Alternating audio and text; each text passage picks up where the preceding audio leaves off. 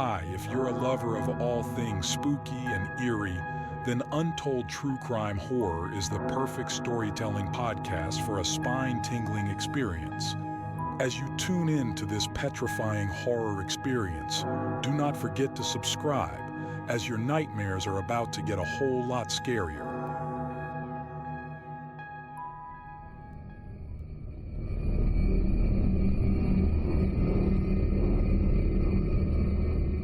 Back in high school, I took a mysteries and mythology type class, or something like that. I don't remember the name of the class. It basically just had to do with real life mysteries and creepy shit. I was into that kind of stuff. I was taking the class with a good friend, who I'll call Ben for this story. The teacher of the class took us on a field trip to a nearby abandoned village with an unknown past. The village was built in the early 1900s, but seems as though it had been quickly abandoned shortly after it was built. The bus ride there was about 20 minutes. All of us were glued to the bus windows as we pulled up some sketchy-looking, decrepit road cutting through dense forest. The road eventually led to a clearing. We were there. We stepped out onto the road, which had grass growing through the cracks.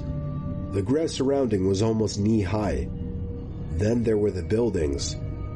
The tall, archaic brick buildings with the boarded-up windows all gave off such chilling vibes.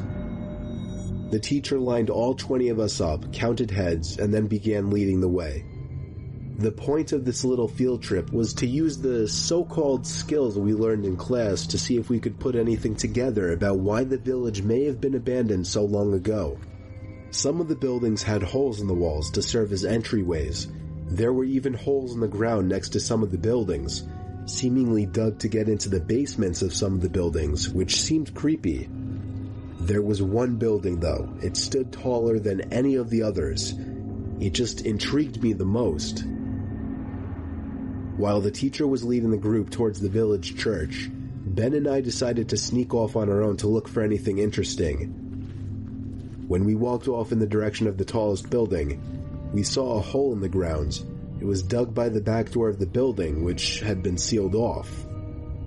In the hole was a ladder which led down to the concrete floor below.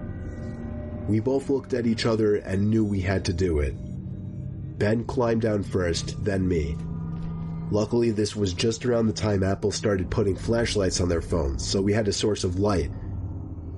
It was creepy down there. There were a couple of beer bottles, one graffiti tag on the wall, and dusty wooden planks everywhere. There was a wooden stairway which led up to complete darkness, since all windows and doors had been sealed shut from above. We had already gone as far as to enter the building, so we figured we'd go up the stairs too. I went first, and with each step, the creakiness of the 100-year-old wood made me feel as if I was going to fall through each and every step. Ben followed suit. This floor of the building was very tight. It seemed like there were many openings going off into different, smaller rooms.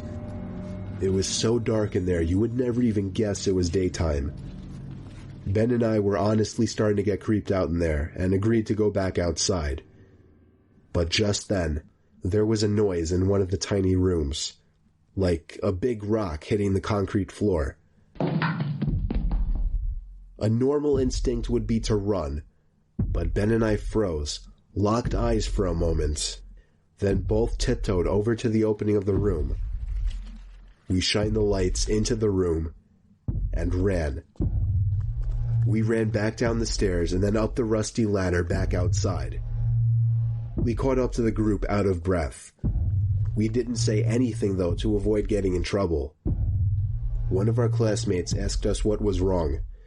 We told him we snuck into one of the buildings, and in one of the rooms, when we shined the light into it, we saw 3 guys standing maybe 10 feet away from the doorway, facing Ben and I in a weird formation, as if they were waiting for us.